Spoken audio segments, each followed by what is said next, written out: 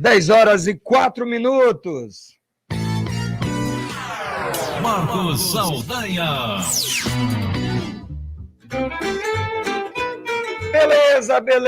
Beleza. Manhã de sábado, 2 de outubro de 2021, 10h05, aqui do estúdio da Rádio Timbira, na capital maranhense, centro da capital maranhense, São Luís do Maranhão. Eu, Marcos Saldanha, te convido a partir de agora, até às 11h, para um papo histórico, um debate histórico muito legal. São Luís, essa inclusive colonizada pelos portugueses e também com a presença, né, de holandeses, também judeus, também católicos, né, os batavos, né, enfim, protestantes, e cenário também, palco de parte da história do autor que conversa agora com a gente, que é o Lira Neto. Lira Neto é autor de várias biografias importantes, escritor premiado, né? Escreveu histórias tais como Getúlio Vargas, Castelo Branco, né? Ele mesmo, primeiro general da ditadura militar, Padre Cícero, da cantora Maísa, um bom livro sobre samba e outras obras tão importantes. Apresenta para a gente agora a obra Arrancados da Terra. A obra aborda a travessia dos pioneiros que formaram a primeira comunidade judaica das Américas, no Recife, e ajudaram a construir Nova York. Um papo muito interessante sobre intolerância e tolerância religiosa, né? Enfim, sobre conflitos religiosos, interesses econômicos, colonização, a própria formação do Brasil, do Nordeste brasileiro, história de Portugal, enfim, vários temas importantes para a gente. A gente vai conversar agora com o escritor, o pesquisador Lira Neto. Ele já está com a gente aí, Lira. Bom dia, você já consegue ouvir aí a gente, acompanhar a gente? Chamar o nosso operador aí, o Francisco Nunes, para ele colocar aqui o nosso convidado no ar aqui, por favor, aqui com a gente, para a gente poder conversar. Aguardar aqui o Francisco Nunes para a gente poder conversar com o nosso convidado. Aguardando aqui o Francisco Nunes para a gente colocar o nosso convidado no ar e conversar com ele. Cadê você, Francisco? Beleza, agora sim. Beleza. Ô, Lira, você está ouvindo a gente aí? Você já está no ar com a gente? Sim, estou ouvindo. Você me ouve? Sim. Já não só ouvimos, como já conseguimos ver você aí para a gente poder conversar. Lira, seja bem-vindo aqui ao História em Debate. Essa trincheira da história no rádio maranhense, né? Um espaço importante de comunicação para a gente conversar, divulgar e debater a história, né? Não só no rádio AM, a Rádio Timbira, que é a mais antiga aqui do Maranhão, são 80 anos de história, né? Fez parte daquele conjunto de emissoras criado pelo Assis Chateaubriand, né? E continua viva, a rádio pública, ainda hoje, com as novas tecnologias, convergência, a gente transmite também na TV Timbira, pelo YouTube, para que as pessoas, além de ouvir, consigam assistir.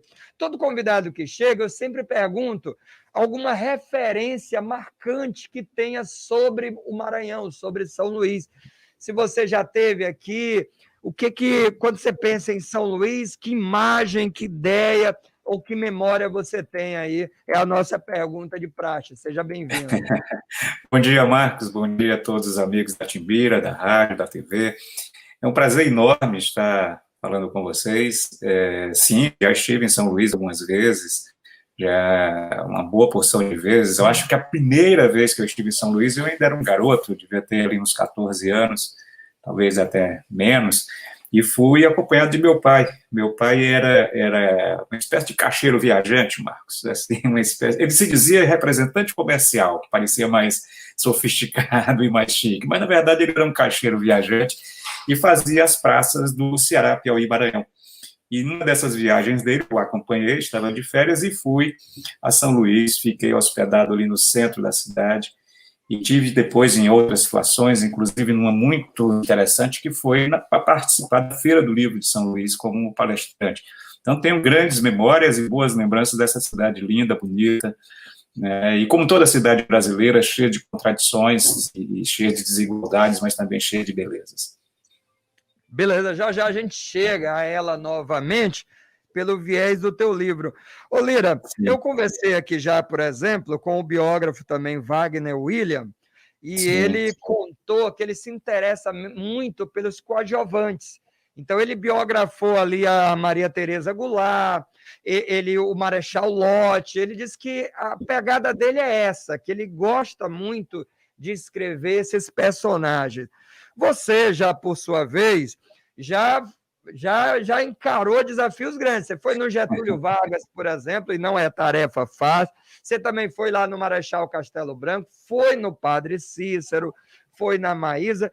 Como é que você escolhe, o que te move a biografar um personagem, a definir? Porque eu sempre digo que escrever um livro, sobretudo um livro histórico, significa mergulhar por muitos anos naquela temática.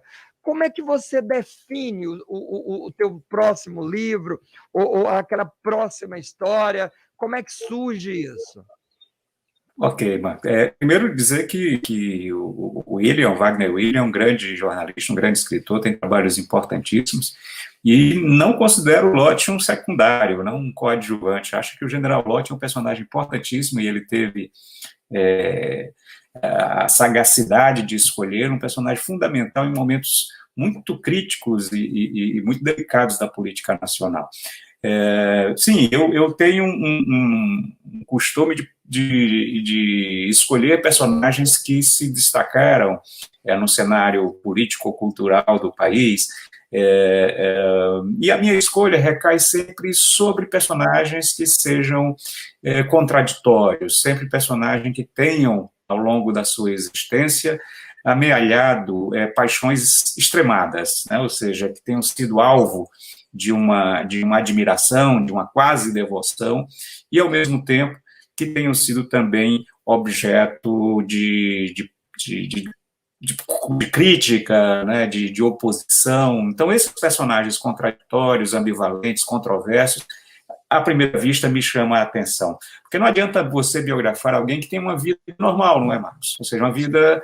pode ser até um grande artista, um grande político, mas tem uma vida sem sobressaltos. Então, isso pode até render um livro homenagem, mas não rende uma boa biografia. A biografia é aquela que mergulha nos desvãos da alma desse personagem e narra os seus sucessos e também os seus fracassos, os seus altos e baixos. Então, uma vida, quanto mais acidentada e quanto mais controversa, mais biografável ela é.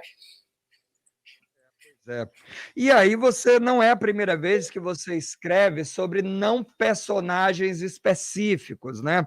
Nesse novo livro, né, Arrancados da Terra, você já fez outras obras.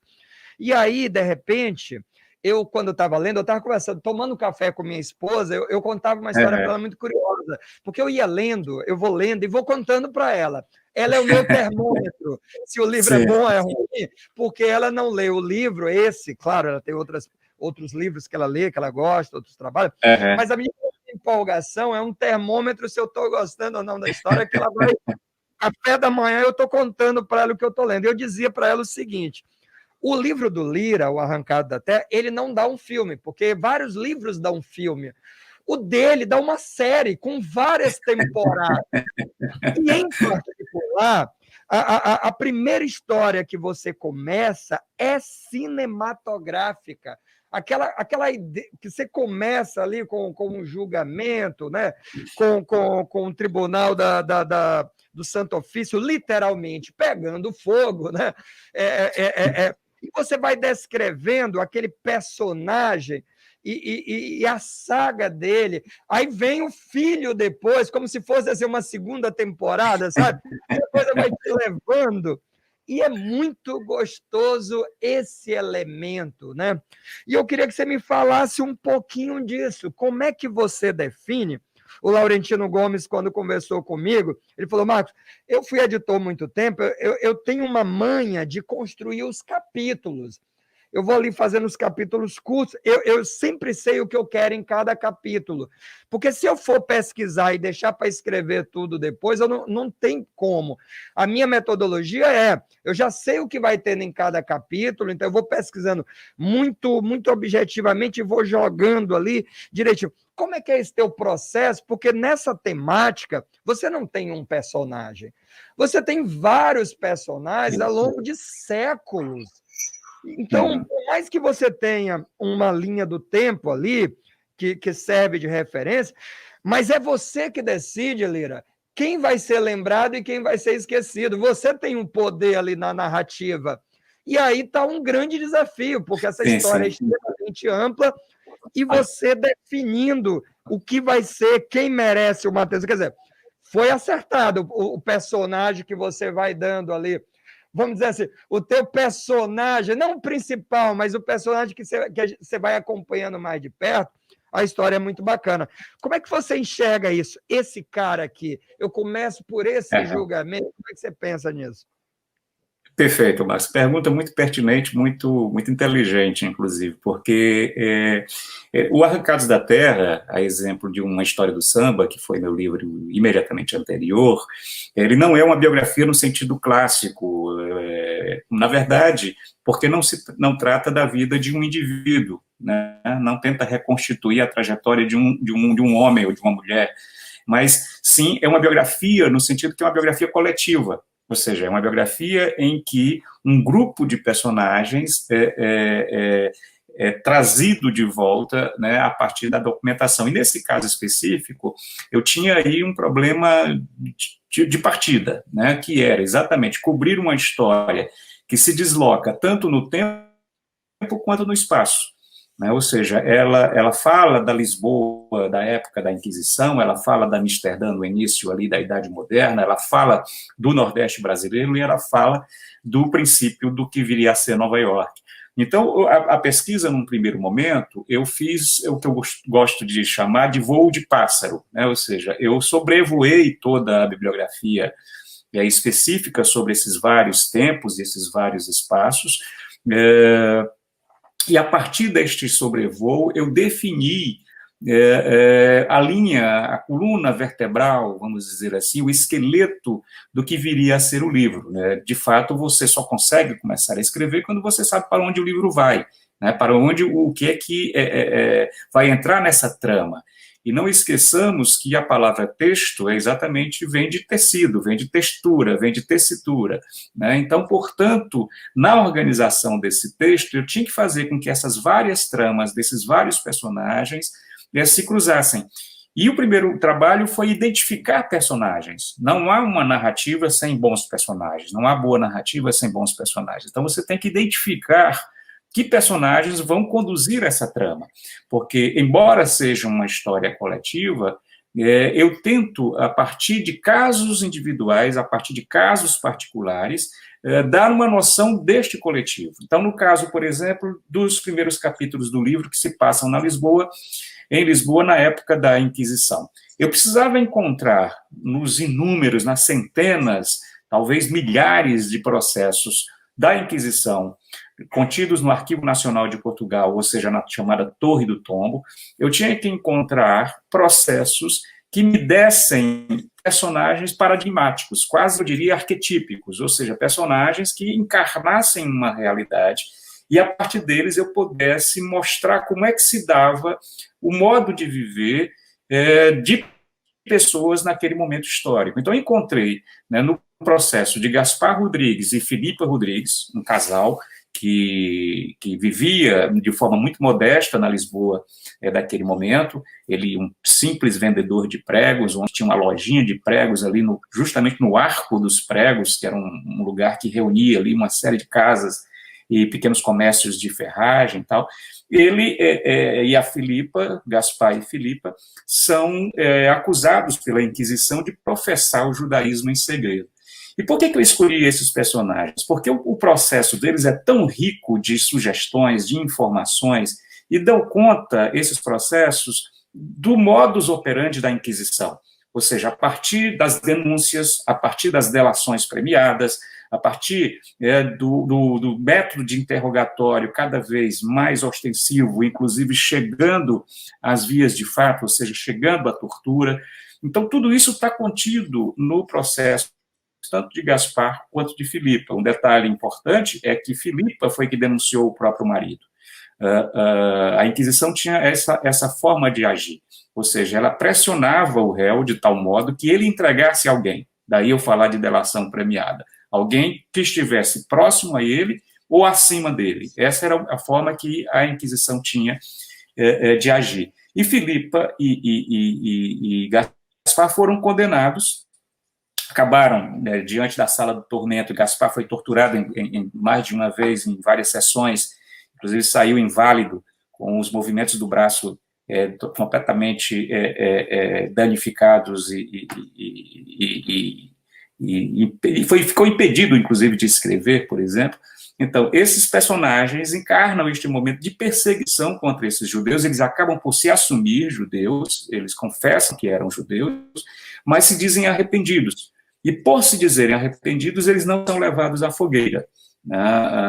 Eles acabam sendo condenados ao uso perpétuo de uma túnica, de um traje chamado San Benito, que era um traje para demarcar e para mostrar publicamente que aquela pessoa tinha passado pelos cárceres e pelas prisões da Inquisição. Então, eles são condenados a esse uso desse San Benito para o resto da vida. A Filipa enlouquece, né? Ela, pelo fato de ter, talvez, o remorso de ter entregado o marido, deixado os filhos no abandono, ela acaba por enlouquecer na própria prisão, e Gaspar foge de Portugal. Ele não poderia sequer voltar ao seu negócio, porque, como costumava acontecer com a Inquisição, o negócio dele foi confiscado para pagar os custos do processo. Então, ele ficou sem o seu meio de vida, meio de sobrevivência, e condenado a usar aquele traje que ninguém chegava perto dele. Ele se tornava ali um não-homem, uma não-pessoa, e viu como única alternativa fugir. Então, são personagens importantes porque mostram exatamente toda a forma, né, de coação, de perseguição, e de submissão e de intolerância imposta pela Inquisição naquele momento aos seus prisioneiros. Pois é, Leira, e é exatamente aí que entra um tema que eu acho muito atual para os dias de hoje, que é exatamente a questão do ódio, não só religioso, mas a coisa de acentuar o ódio e da intolerância religiosa, porque a máxima cristã, né, pelo menos o que eu conheço de Cristo, é o perdão, né? É o perdão. E a Igreja Católica, por incrível que pareça, contraditoriamente, não perdoava. Porque não matava, às vezes, mas condenar a pessoa ao San Benito, quando a pessoa seria apedrejada, não conseguiria emprego, não conseguiria seguir a própria vida, não é perdão, é castigo, é punição, e é uma punição de vingança. É um sentimento de vingança, né? Me parece muito mais vingança do que uma simples punição. E a gente vive numa época que isso está muito forte, né? Aliás, a minha pergunta talvez seja diferente, e que época não se viveu isso? Por quê que eu vou dizer isso? Porque lendo o teu livro me fez repensar o seguinte, algumas máximas que a gente se acomoda, elas podem ser um refúgio, mas podem ser pura armadilha. Aquela Holanda mítica da tolerância religiosa, ela me foi abaixo no teu livro. Porque mesmo na Holanda, onde o judeu financeiramente, culto, tinha alguma liberdade, os judeus não tiveram tranquilidade, porque falavam de um país calvinista. Eles viveram sob pressão. Mas, ao mesmo tempo, você tem muita contradição no novo mundo e no velho mundo, dependendo de quem assumia o cargo, dependendo de quem estava no governo, de quem administrava, seja a capitania, ou seja, a Companhia das Índias Ocidentais. Quer dizer, são vários elementos do jogo e da trama que demonstram séculos de intolerância. E a gente diz assim, aí eu até me equivoquei, falando porque a gente está vivendo isso de novo. Em que momento a gente não viveu isso de intolerância? Né? Em que momento a gente soube conviver com as diferenças. Parece que os personagens mudam, às vezes entra em cena, né, certos elementos da religião, não, mas os personagens estão ali. Quer dizer, quando eu li o livro, e tem uma coisa que eu tento entender sempre, que é a coisa assim, tá, o Hitler criou os guetos, mas espera lá, os guetos já existiam em vários momentos, inclusive você descreve no livro ideias. Por várias vezes surgiu a ideia, não, bota uma estrela nesses caras, faz uma referência para marcar quem é judeu. Essa distinção religiosa ela está presente em vários momentos da história.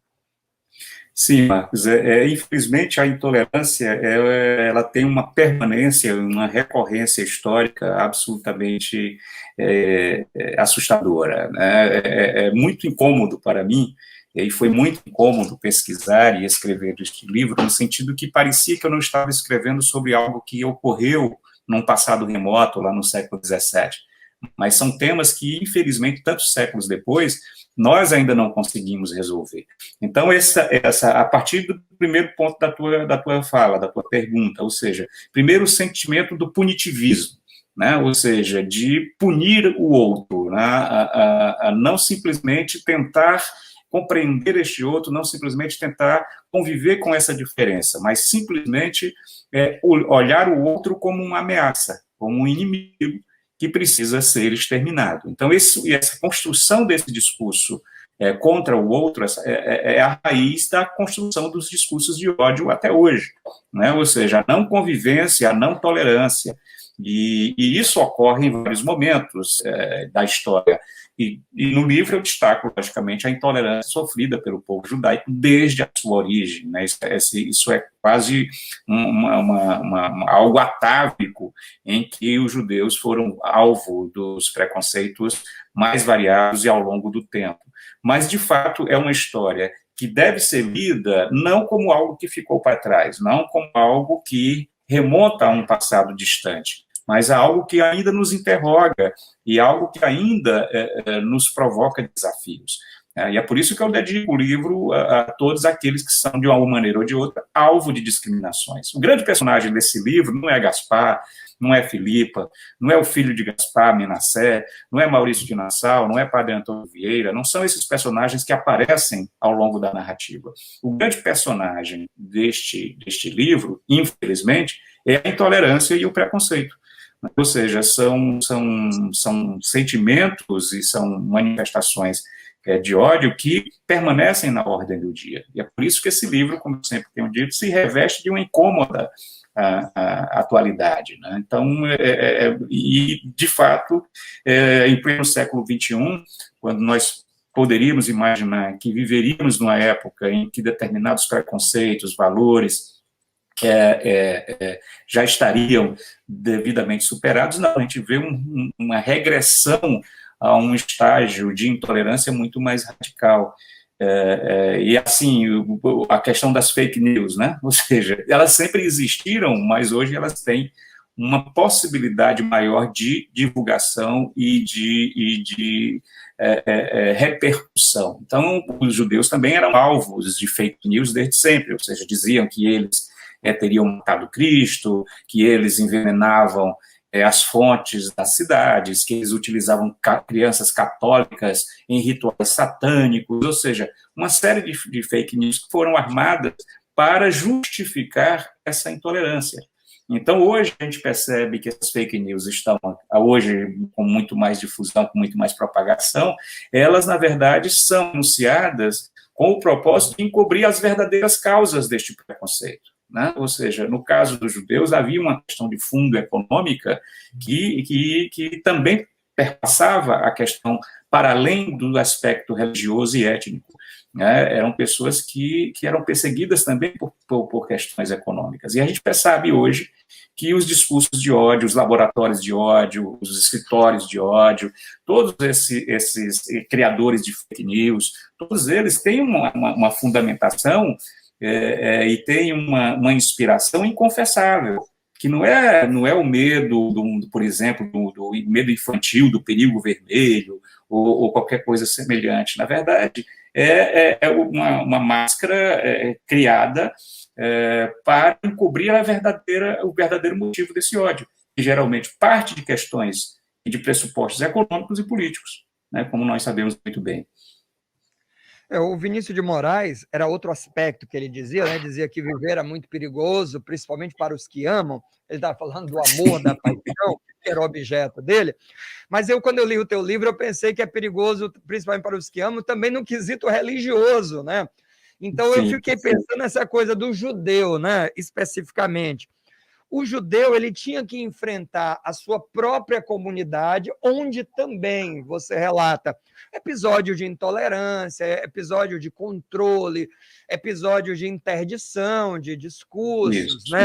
Daquilo não se fala, a coisa do sagrado se impondo, porque também se supõe, no seu livro até você fala que os árabes e os judeus tinham um nível intelectual maior, né? Não só de idiomas, mas de leitura e de escrita, coisa que para o católico, a não ser, estava muito controlado pela igreja, mas essa liberdade também, ela tinha muitos limites do que lê e do que não lê. Então, imagina, o cara vive num país que não está ali na Península Ibérica, e ele vive ligado à sua comunidade judia, mas ele tem os limites daquela comunidade a seguir, fora daquela comunidade, ele também está sendo fiscalizado, né, ao Tribunal de Santo Ofício. Então, assim, essa coisa da liberdade de pensar, de escrever e de agir, quando a gente vê o teu livro, estuda esses períodos, a gente vê que é algo muito novo para o ser humano, assim, no sentido de, às vezes, quer dizer, em quantos episódios o homem esteve livre para pensar e para agir? Se eu comparar com a ditadura militar, com os censores, com os fiscalizadores e tudo, o que essa turma viveu ali na Península Ibérica foi muito pior, tão pior quanto terrível. A liberdade nos é muito cara, hein, Liro? Hein, Lira? Não é fácil. Sim, e você levanta um aspecto importante, é que esses foragidos, esses refugiados da Inquisição portugueses que foram buscar na Holanda este porto seguro, essa utopia de construir uma Jerusalém do Norte, eles lidavam com uma série de questões e de dilemas muito próprios. Primeiro, eles tinham que estabelecer uma lógica do simulacro, né, do eu duplicado. Ele é uma figura dúbia, uma figura esquiva que tinha passado a vida toda escondendo a sua identidade judaica, né, e não é à toa, inclusive, interessante notar que quando eles migravam, quando eles iam para um lugar em que havia uma relativa tolerância, como era o caso de Amsterdã, e não esqueça, eu reforço, relativa, porque, como você bem disse, eles também eram perseguidos, ou pelo menos pressionados e julgados seres de segunda categoria pelos missionários calvinistas, pelos pregadores calvinistas, mas eles tinham que assumir, inclusive, essa dupla identidade. Eles mudavam de nome, né? Por exemplo, no caso do Gaspar Rodrigues, ele passa a ser Joseph Ben Israel, ele assume uma nova identidade, né? Ou seja, passando como se fosse habitando passagens secretas de uma cultura para outra, né? Tornando-se invisível para uma, invisível para outra. E nessa prática de silenciamento, de apagamento de vestígios, eles também encontram essa situação que é uma situação de uma nova opressão, ou seja, aqueles judeus que buscam refúgio em Amsterdã e que tentavam se engajar e se filiar a esta comunidade, eles enfrentaram ali o problema da ortodoxia de parte dessa comunidade, principalmente dos dirigentes dessa comunidade. Então, há personagens como Uriel da Costa, como o próprio Menassé Ben Israel, que é o filho do Gaspar Rodrigues, ou seja, de José Rodrigues, ele vai, por ser um pensador, por ser um homem, um livre pensador, por ser um erudito que tinha a percepção de muito para além da religião, tentando, inclusive, estabelecer laços e pontes entre a religião e a ciência, entre o judaísmo e o catolicismo, ele se viu como alvo da intolerância da própria comunidade. O Uriel da Costa foi outro que teve seus livros queimados pela comunidade e acabou por se suicidar, né, porque chegou a questionar determinados dogmas e determinadas leis da própria comunidade. Essa intolerância os perseguia a todo instante. E é aí que chega o momento interessante, quando um dos rabinos da comunidade de Amsterdã, o Saul Levi Mortera, é indagado sobre o que é que aconteceria com a alma dos judeus que não conseguiram fugir da Península Ibérica, que não conseguiram fugir de Portugal, que não conseguiram fugir da Inquisição, que morreram, portanto, nas chamadas terras da idolatria, como eles chamavam, que eram as terras católicas. E o rabino Saul Levi Mortera diz: essas almas estão condenadas ao fogo eterno, né? A punição eterna, elas não terão uma salvação. E aí isso provoca um mal-estar na comunidade enorme, né, de pessoas que tiveram parentes ou antepassados, pais, avós, tios, familiares, que morreram em Portugal. Então, quer dizer que para esse rabino e para os líderes desta comunidade, meus entes queridos estão condenados, as almas desses entes estão condenadas. Então, se dissolve um pouco essa utopia da Jerusalém do norte, e passa-se a ser construído uma nova possibilidade, uma nova utopia da Jerusalém dos trópicos. E, naquele momento, por uma contingência histórica, o Brasil era um possível destino, ou o principal destino. Vinha do Brasil, do açúcar, né, mais precisamente, a origem de grandes fortunas na Europa.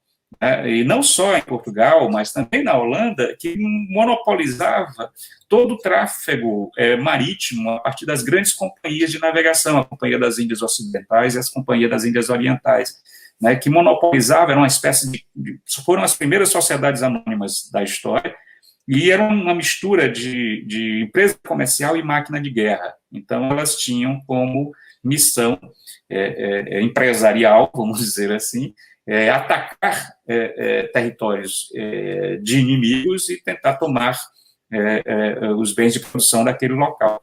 Então, é aí que o Brasil entra nessa história, né? Quando uma leva de judeus chegam ao Brasil por meio dessas companhias de navegação, porque no Brasil, sob o domínio holandês, não havia mais Inquisição. A Inquisição portuguesa não tinha jurisdição sobre aquele território que estava ocupado pelos holandeses. Então, muitos deles se refugiam por todo o Nordeste brasileiro, mais precisamente, ou mais de forma prioritária, no Recife, mas não só.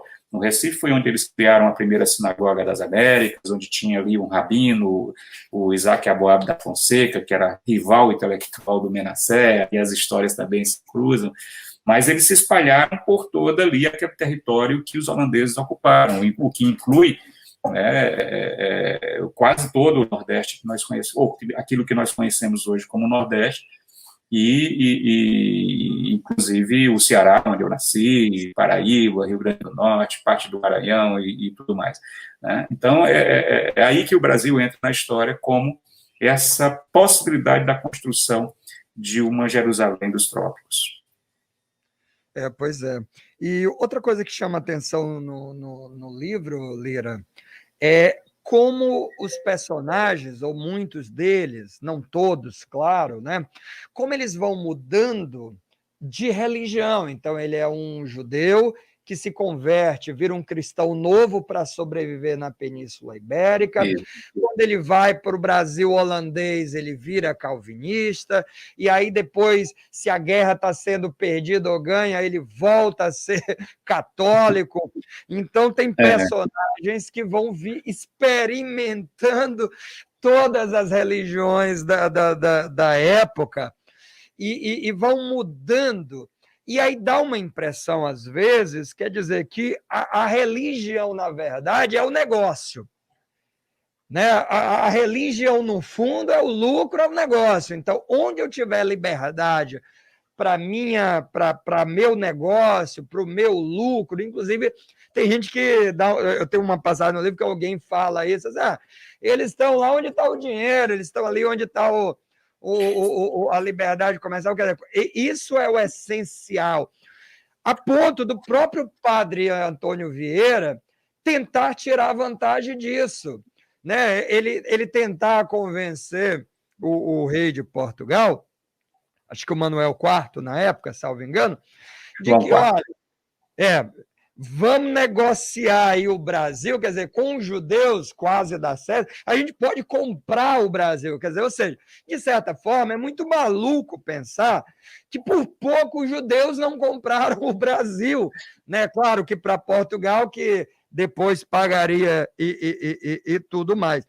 Mas tem essas mudanças conforme, né, você vai descrevendo as temporadas, como eu falei da grande série, que é o livro, e tem vários personagens nessas temporadas que eles começariam a temporada numa religião, numa outra eles estariam em outra, e isso é muito curioso.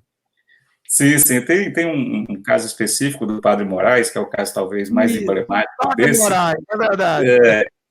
Que ele mudou de lado de acordo com as circunstâncias e as conveniências, ou seja, além do nomadismo físico, tinha um nomadismo espiritual, né? Ele era nômade de todos os sentidos. Então, assim, de acordo com as circunstâncias, se aliava a um e ao outro lado. E isso aconteceu, Marcos, com muitos senhores de engenho no Nordeste brasileiro, né, que tinham crescido e construído fortunas sob o domínio holandês, né, exatamente quando a Holanda começa a emprestar grandes capitais para a compra de engenhos, de escravos, de maquinário e tudo mais, esses homens enriquecem, mas, ao mesmo tempo, constroem, além das fortunas, grandes dívidas. Né? E essas dívidas se tornam impagáveis, o que faz com que eles, a partir de um determinado momento, percebam que a única forma de se livrarem dessas dívidas é conspirando e tentando fazer com que os holandeses sejam expulsos. Então, eles se aliam aos portugueses, né, e fazem ali uma insurreição. Então, há toda uma mitologia sobre a expulsão dos holandeses do Nordeste brasileiro, como se ali tivesse nascido um sentimento de nacionalidade, principalmente a partir da célebre Batalha dos Guararapes, que teria sido ali o ponto de partida do sentimento nativista, da brasilidade. Uma grande bobagem tudo isso, porque, na verdade, essas insurreições, elas tinham como fundamento principal, né, a dívida desses insurretos.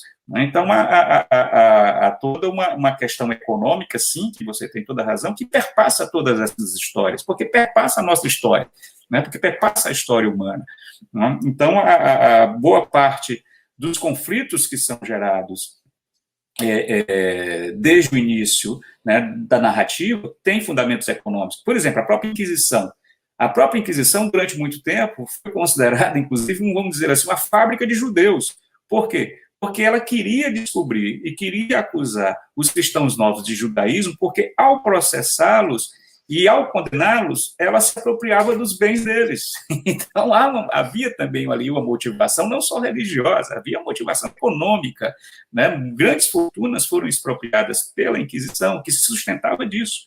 Né? Então, na migração, por exemplo, dos judeus da Holanda para o Recife holandês, para o Brasil holandês, o próprio Maurício de Nassau chegou a escrever para os acionistas da Companhia das Índias Ocidentais, dizendo: não mandem judeus pobres, não mandem pobres, mandem judeus capitalistas, porque nós precisamos de gente com dinheiro.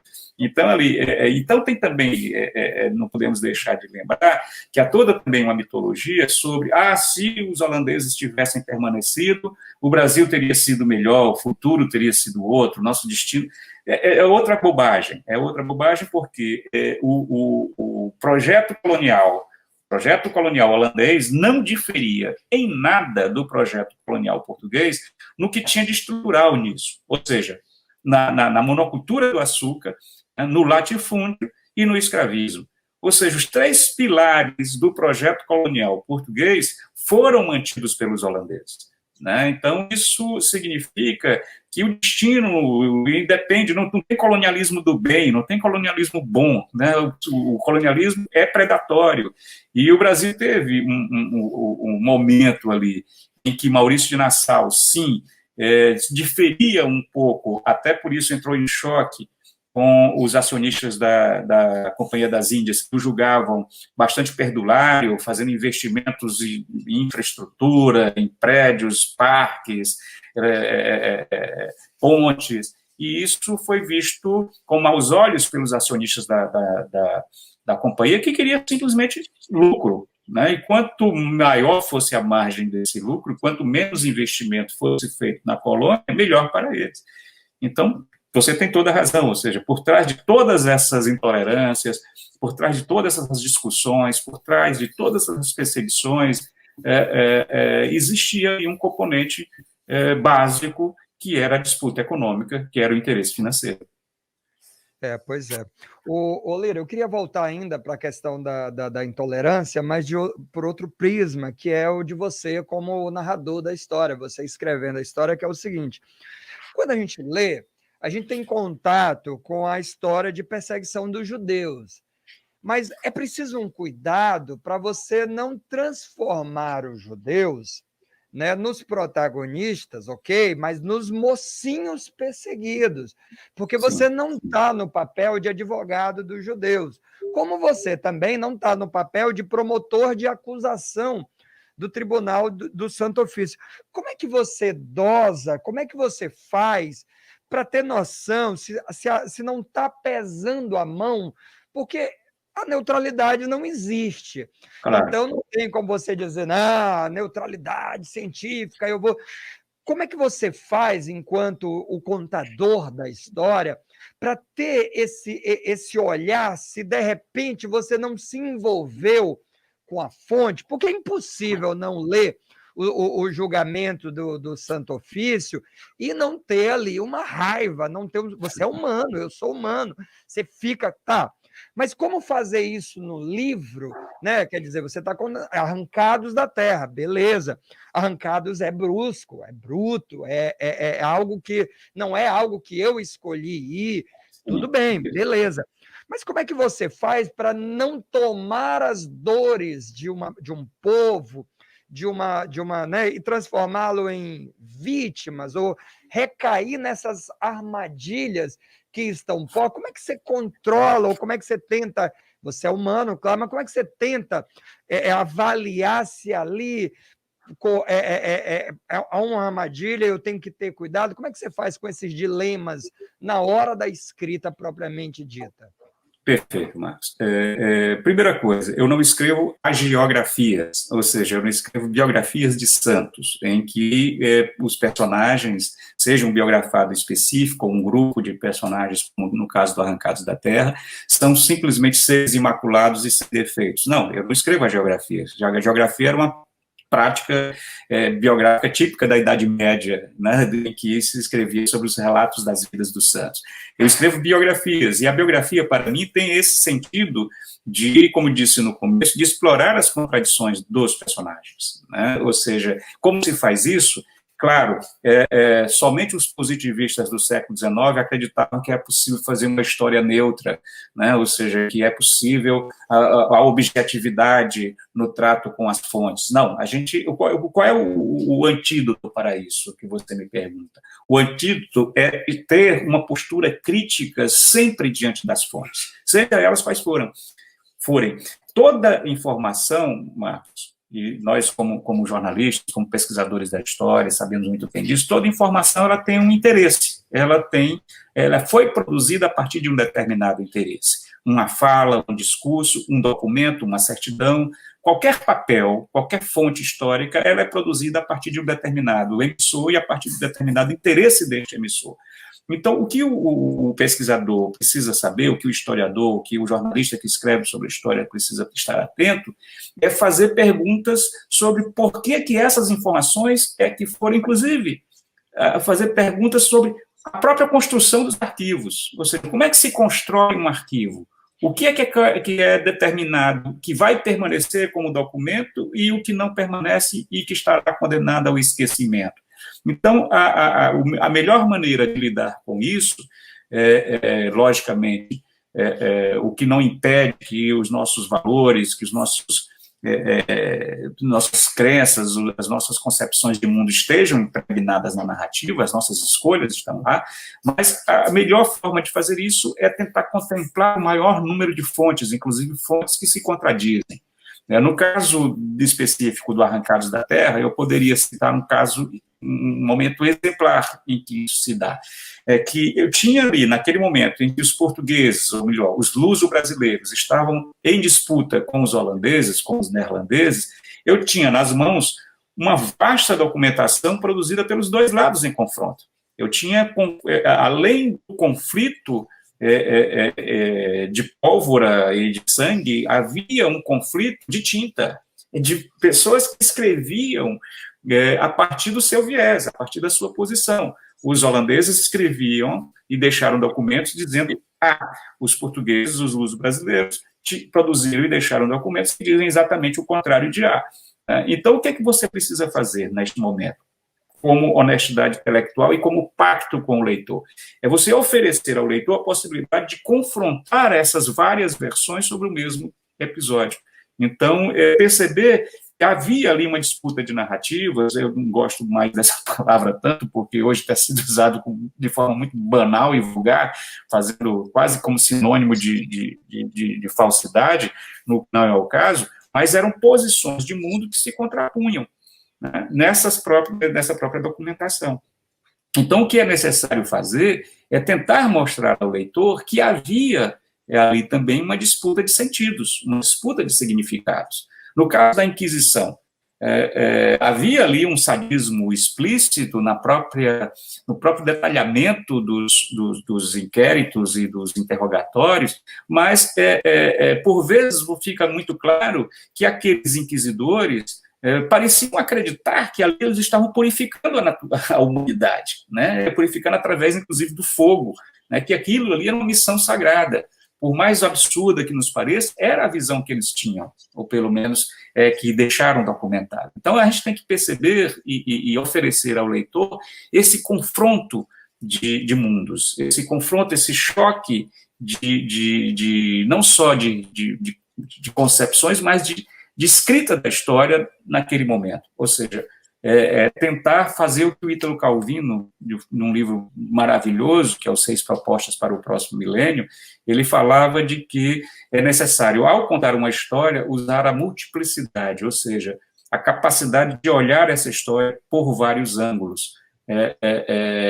Como, por exemplo, o Sonho e a Fúria de Folk, né, em que cada capítulo é contado a partir de um personagem, né, e essa tentativa de ver a realidade a partir desse prisma, a partir dessas várias vertentes, a partir desses vários olhares, é uma forma de se prevenir contra a tomada de partido, para usar assim uma expressão mais clara, né? É um pouco isso. Tem que haver no rigor da pesquisa.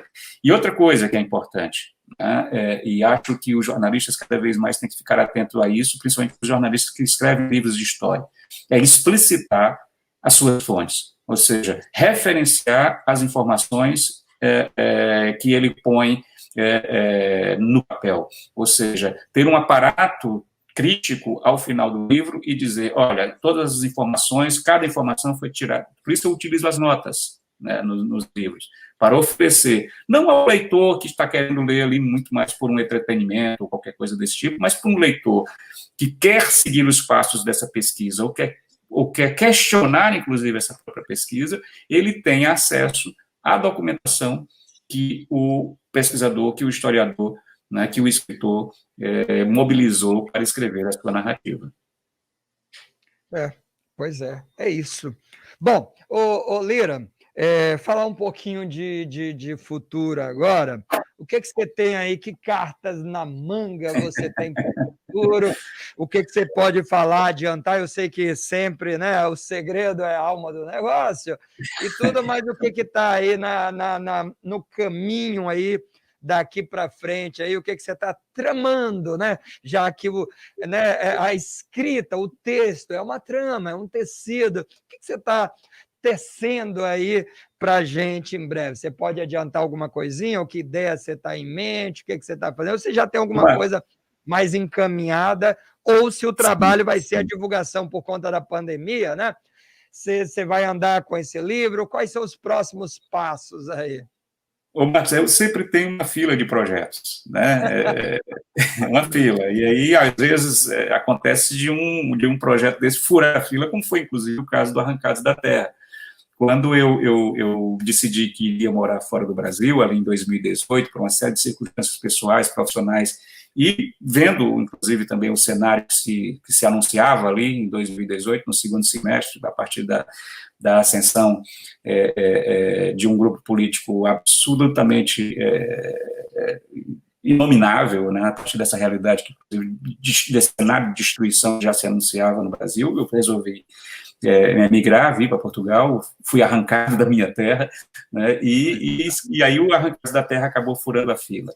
Mas eu tenho alguns projetos, sim, o que eu posso dizer, o mais imediato, é algo que é uma espécie de reflexão sobre o próprio fazer biográfico. Eu estou, na semana que vem, eu inicio um curso presencial aqui na Universidade do Porto sobre a arte da biografia, ou seja, como trabalhar a investigação e a escrita da biografia, entendida como um gênero ali híbrido de fronteira entre o jornalismo, a história e a literatura.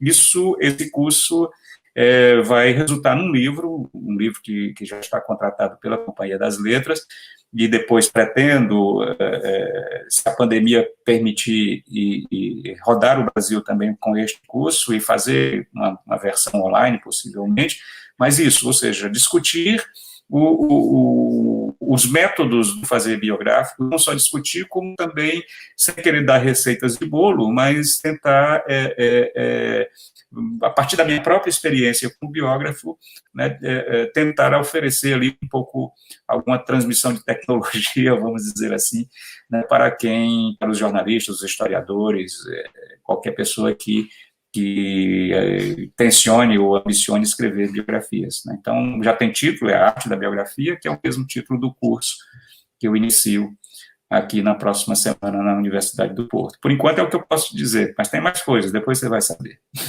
Não, legal, já somos gratos pela tua generosa contribuição aí, pela tua disponibilidade, da tua agenda, de quem está produzindo. Não é fácil, a gente respeita e sabe, a nossa conversa estava agendada primeiro para acontecer ainda em setembro ali, e acabou não dando certo, e a gente entende essas dificuldades, faz parte, tem que ser mesmo, é uma luta muito árdua. Então eu queria agradecer você, mas também queria agradecer a Adriana, viu? A Adriana Negreiros, que fez essa ponte, inclusive já esteve com a gente falando do livro dela, da Maria Bonita, e vai voltar a conversar com a gente lá no meados ali de novembro, o novo livro dela, que é pertinente, importantíssimo, necessário para essa época. Então, eu queria agradecer a ambos pela generosa contribuição que vocês dão a esse front que nós fazemos de resistência nesse Maranhão, nesse norte do Brasil, às vezes tão apartado do sul, né, sudeste, sim, que existe historicamente já há algum tempo, mas você, como cearense, entende esse movimento de resistência que sempre é a gente aqui do Nordeste, sobretudo mais ao norte, de fazer esses frontes de resistência, de levar para a população, né, essas oportunidades que são essas conversas e esses diálogos. Eu só tenho uma palavra: obrigado mesmo. Marcos, eu que agradeço a oportunidade de participar deste seu programa, um programa tão importante, e essa conversa nossa que foi tão produtiva, com perguntas tão inteligentes, tão boas, tão criativas, e parabenizá-lo, né, Marcos, por você estar aí à frente dessa trincheira aí, a favor da cultura, no momento, inclusive, em que a cultura, a arte, a sensibilidade, a leitura, tudo isso está sob pressão enorme no Brasil. Então, reforço aqui meus parabéns pelo programa, pelo História em Debate. Está aí numa cadeia de rádio, numa emissora de rádio importante no Maranhão, falando aí do Maranhão para o mundo, como dizem os pernambucanos. Parabéns, fico muito feliz, e me chamem quantas vezes quiserem. Seu programa é importantíssimo, né? E você conduz isso aí de uma forma muito, muito bacana, muito inteligente, E parabéns à Timbira e a todos que possibilitam que conversas como essa, programa como o seu, vá ao ar, né, e hoje com a capacidade da internet de ter ainda uma divulgação e uma difusão ainda maior. Parabéns, Marcos, muito obrigado. É isso, agradecer aí aos nossos ouvintes, a Raimunda Pinheiro Frazão, uma cordelista de mão cheia, ao Zema Ribeiro, que daqui a pouco faz o Balaio Cultural, excelente trincheira cultural também, com o grande Lira Neto, História em Debate, mantendo altíssimo nível entre tantos outros grandes entrevistados. Abraço forte, meu caro Marcos Saldanha, o grande Zema Ribeiro com a Gisa Franco, faz um programa muito bom, o Eric Moraes, aí muito bom, parabenizando o programa, o Prentes Viloso também, aí, escritor, excelente entrevista, bons legados a Timbira tem nos deixado, valeu, obrigado, Lira, bacana, gente bacana, e o Marcos Fabrício ouvindo a gente lá em Vitória, rapaz. Olha isso. Lá entre o Delta e os Lençóis Maranhenses estão ouvindo a gente, que beleza, que muito bom esse feedback de todo mundo. É isso, Lira, obrigado. Bom trabalho para você. Espero que a gente se veja em breve aqui em São Luís, em alguns desses encontros literários que a gente tem a oportunidade de receber você aqui em São Luís e conversar aqui nos estúdios, estreitar mais essa conversa. A gente está à disposição sempre que você também tiver aí um lançamento aí, indicar também alguma pessoa. A gente tá, o espaço é seu, o espaço é nosso para esse bom diálogo. Sábado que vem a gente volta, tem mais uma História em Debate, coisa boa agendada para a gente. Lira, até muito breve, obrigado e muita saúde para produzir ainda muita coisa boa. Obrigado, Marcos. Obrigado, pessoal do Maranhão. Valeu. Tchau, tchau. Obrigado. Valeu. Excelente final de semana. Continue na programação da Nova 1290. Tem muita coisa boa aqui na nossa programação. Olha, Balaio Cultural imperdível. Sempre boas conversas com artistas inovadores que fazem cultura, que resistem na cultura. Os competentes Zema Ribeiro e Gisa Franco. Daqui a pouquinho, não imediatamente, mas daqui a pouquinho você acompanha. Eu arrisco dizer, sem sombra de dúvida, o melhor programa cultural do rádio maranhense, talvez até mesmo do rádio brasileiro, viu? Digo isso sem nenhum medo de estar errando, né? Não tenho dúvida disso. Beleza? É isso. Até o próximo sábado, 10 horas da manhã. Lembrando que a entrevista na íntegra você pode assistir pelo TV Timbira a hora que você quiser. Assista, compartilhe, dê o seu feedback e participe sempre com a gente para poder fortalecer essa rede de conhecimento. Abraço, tchau, tchau, fui!